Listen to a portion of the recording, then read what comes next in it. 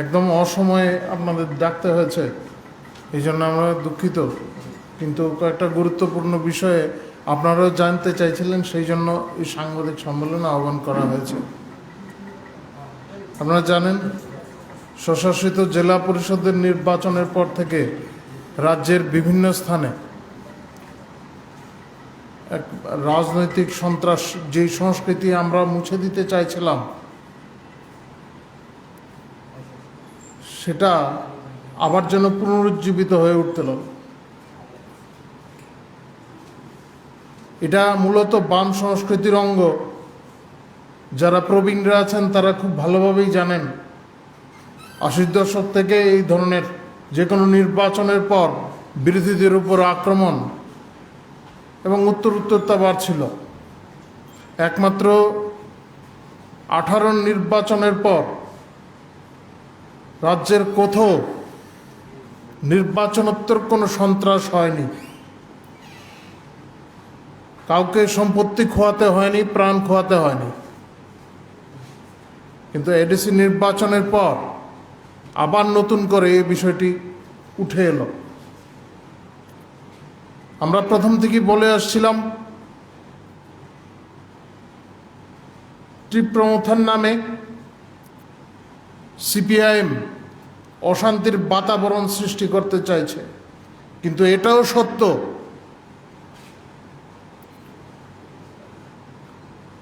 এটা প্রমাণ হয়ে গেছে, তীব্রমথার যে প্রধান প্রদ্যুৎ দেববর্মন,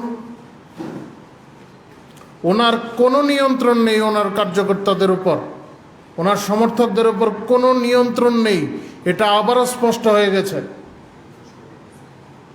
এটা কি ধরনের রাজভক্তি! বিভিন্ন কার্যালয়ে, আমাদের বিভিন্ন কার্যালয়ে মহারাজা বীর বিক্রমের ছবি আছে। আমরা মনে করি ওনাকে আধুনিক ত্রিপুরার রূপকার। ওনার ছবিতে আক্রমণ করা হচ্ছে। সংবাদ মাধ্যমের ক্যামেরা তো এই বিষয়ে ধরা পড়েছে এই বিষয়গুলি। আমরা যে সমস্ত স্থানে গেছি সেখানেও দেখেছি, এবং স্পষ্টভাবে লক্ষ্য করা গেছে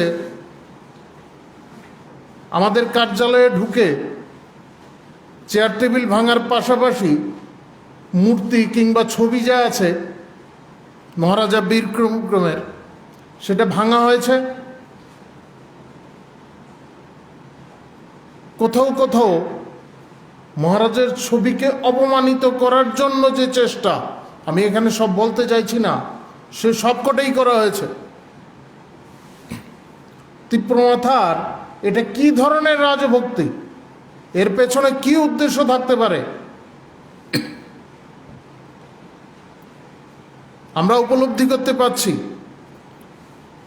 এ রাজ্যে অস্থিরতার বাতাবরণ সৃষ্টি করার চেষ্টা চলছে, একটা ঘৃণ্য চক্রান্ত চলছে। সন্ত্রাস কিছুটা হ্রাস পেলেও এখনো উস্কানি রয়েছে। আমাদের কার্যকর্তারা বিভিন্ন স্থানে আক্রমণের শিকার হয়েছেন এবং তারা তাদের পরিবারের লোকজনদের বাঁচাতে বিভিন্ন স্থানে একত্রিত হয়ে আছিলেন। আজকে কয়েক জায়গায় তারা ফিরে গেছেন, পুলিশ তাদের সুরক্ষার আশ্বাস দিয়েছেন, ফিরে গেছেন তারা।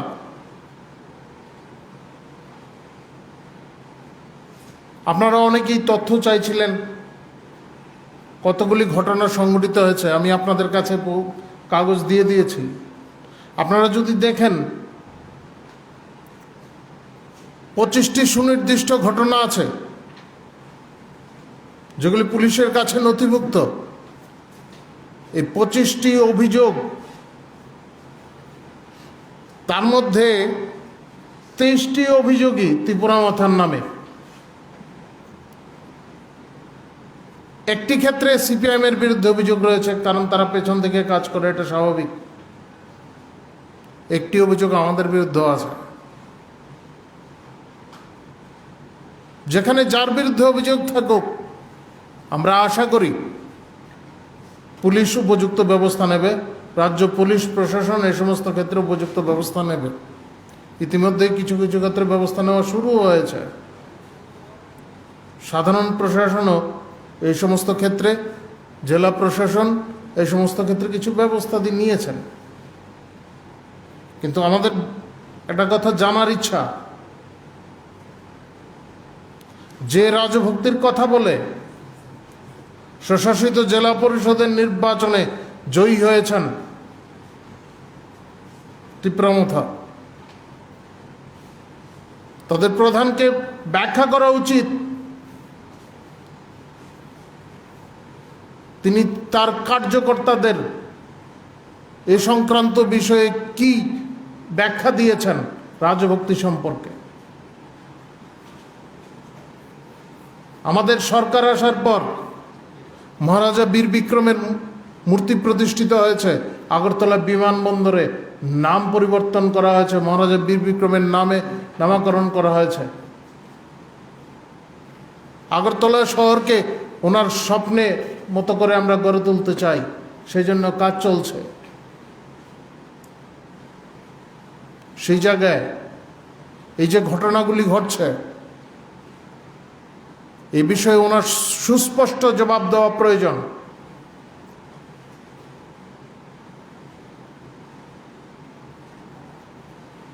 আমি এ সংক্রান্ত বিষয়ে আর আমার বক্তব্য দীর্ঘায়িত করছি না। আপনাদের যদি কিছু জিজ্ঞাসা থাকে আপনারা জিজ্ঞাসা করতে পারেন।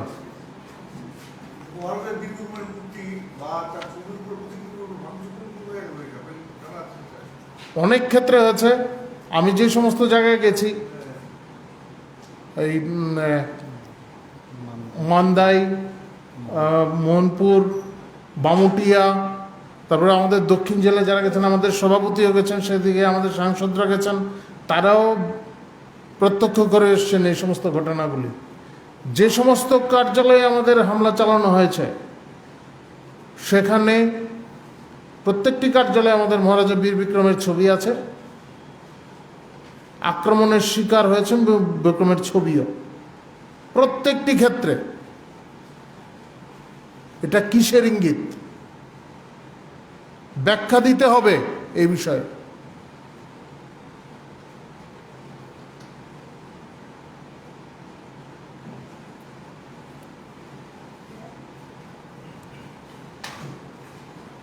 ঘটনার পূর্ণাঙ্গ তালিকা আছে আপনাদের কাছে, আপনারা এই তালিকায় খুঁজে আপনি দেখতে পারেন, সংশ্লিষ্ট থানাতেও খবর নিয়ে দেখতে পারেন। এই 23টি ক্ষেত্রে ত্রিপুরামথার বিরুদ্ধে এই অভিযোগ, নাম ধাম দেওয়া আছে এখানে, কারা কারা এই সমস্ত কাজে যুক্ত।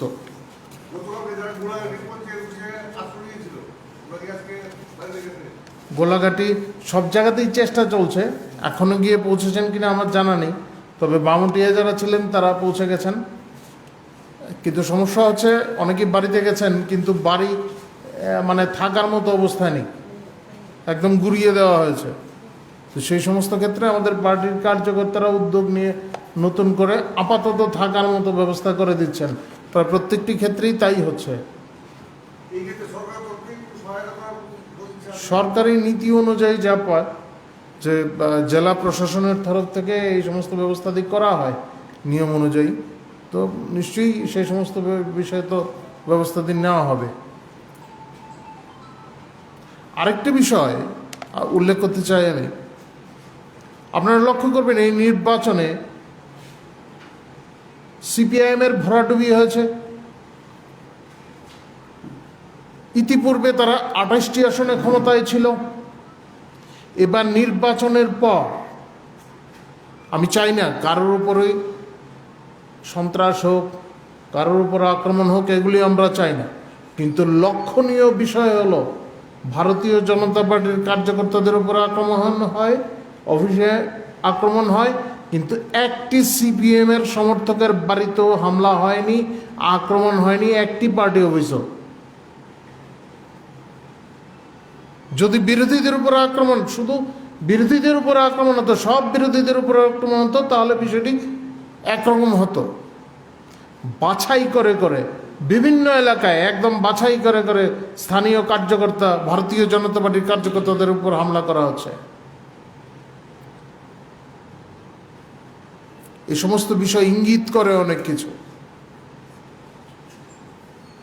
তবে আমাদের বিশ্বাস এ রাজ্যের শুভবুদ্ধি সম্পন্ন মানুষ এই ষড়যন্ত্রের উপযুক্ত জবাব দেবেন।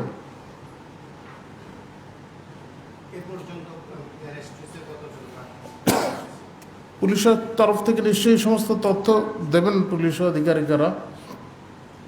সারা রাজ্যের খবর নেই, তবে আমরা বিভিন্ন মণ্ডলের সভাপতিদের সঙ্গে নিয়মিত যোগাযোগ রাখছি। আমাদের তরফ থেকে যোগাযোগ রাখা হচ্ছে, তারা এই সমস্ত বিষয়ে জানাচ্ছেন। তবে পূর্ণাঙ্গ রিপোর্টটা আমাদের কাছে নেই এখনো।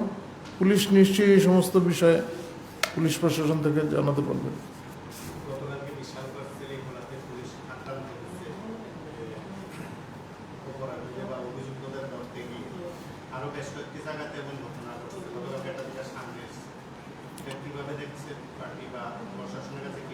না, এটাই তো বললাম, এটা কিসের ইঙ্গিত?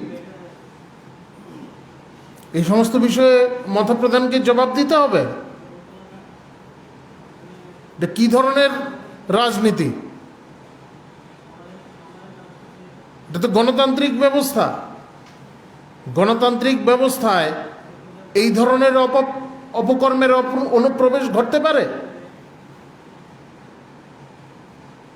কোনো নিয়ন্ত্রণ নেই। উনি বক্তব্য রাখছেন, ওনার বিরুদ্ধে আমরা কিছু বলছি না, কিন্তু উনি আবেদন রাখছেন, ওনার বার্তা কেউ শুনছেই না। এটাতে কি বোঝা যায়? এই যে নবগঠিত এই দলটির উপর কার নিয়ন্ত্রণ কায়েম হয়েছে? এই সমস্ত বিষয়ের তো ব্যাখ্যা দিতে হবে।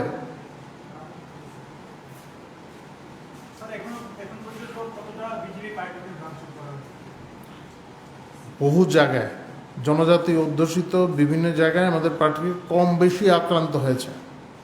যে সমস্ত জায়গায় আমাদের শক্তি আছে সেখানে রাতের আধারে এসে ক্ষয়ক্ষতি তেমন করতে পারেনি। আমাদের কার্যকর্তারা সেখানে ছিলেন, সেই সমস্ত স্থানে জ্ঞাতসারে আক্রমণ করবে। আর অধিকাংশ ক্ষেত্রেই দেখা গেছে রাতের আধারে তারা এই সমস্ত কাজগুলি করেছেন। আমাদের কার্যালয়ে যখন আমাদের কার্যকর্তারা থাকেন না, দরজা ভেঙেছেন, আলমারি ভাঙচুর করেছেন। আর বীর বিক্রমের মূর্তি, সব জায়গায় টার্গেট একটা, মহারাজা বীর বিক্রমের মূর্তিতে আক্রমণ।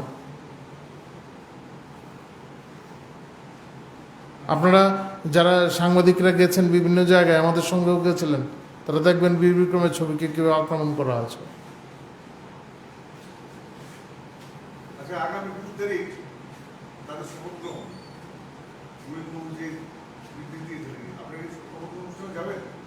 সেটা পরের বিষয়। তবে নিশ্চয়ই গণতান্ত্রিক প্রক্রিয়া, এটাতে গণতান্ত্রিক প্রক্রিয়া, এর মধ্যে আমরা কোনো দেখতে চাই না। আর আমাদের এর সঙ্গে আমি বিষয়টাকে যুক্ত করতে রাজি না আমরা। তবে যাওয়া না যাওয়ার বিষয়ে আমাদের এখনো কোনো সিদ্ধান্ত হয়নি। না, এই ধরনের কোনো বয়কটের রাজনীতিতে আমরা বিশ্বাসও করি না। তবে ওইখানে যাওয়া কি না যাওয়া এই বিষয়ে আমাদের এখনো কোনো সিদ্ধান্ত হয়নি। সময় আছে আরও।